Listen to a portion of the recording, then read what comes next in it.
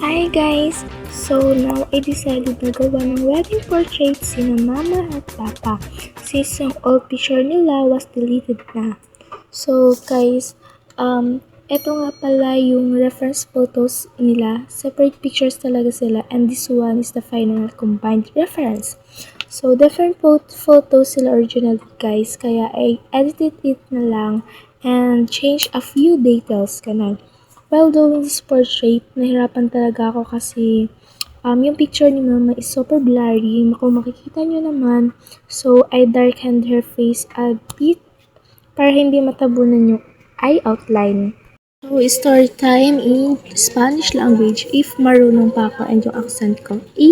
Mientras Asha esto, chicos muchos recuerdos volver a mí. Especialmente aquellos momentos cuando mamá y papá aún estaban juntos y nuestra familia estaba completa. Para los que no lo saben, ellos ya están separados y en enero harán 3 años desde la separación. Y también ya vacación años y una noticia de papá. Por eso pensé en hacerles un retrato como un recuerdo de cuando se casaron, aunque sea de que esta manera.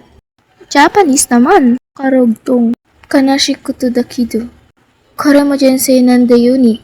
Kazoku ga itsumo zutsu. Ichuto wa gakira na i. Dakara mo ishima. Daisetsu ni omotte ite. Ushinaita kunai. Hito ga iro nara. Imanochi kimochi. Uchanto. Chutariti. At chutto Jordan. Pipo ikido ni Chanrin.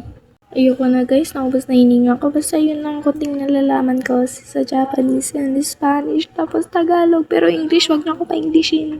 Charing, ito na yung result guys. Tara! Sorry sa accent.